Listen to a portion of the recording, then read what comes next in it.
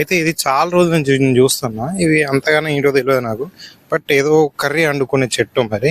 But ఇది ఏంటిదో ఇది ఏందో నాకు తెలియదు. బట్ ఇక్కడ బంగ్లాదేశ్ వాళ్ళు.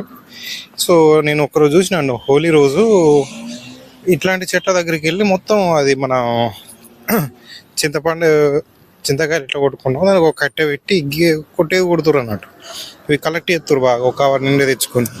సో ఇది ఏందబ్బా అనుకున్న తర్వాత ఓహో వీళ్ళు సంథింగ్ కర్రీ చేసుకుంటారు వీటితో అని అర్థమైంది. బట్ దీని పేరేందో నాకు తెలియదు, మీకు తెలిస్తే చెప్పండి. సో దీనికి బాగా అంటే బాగా ఏదో ఉన్నట్టుంది. సో నాకు అంత ఐడియా లేదు.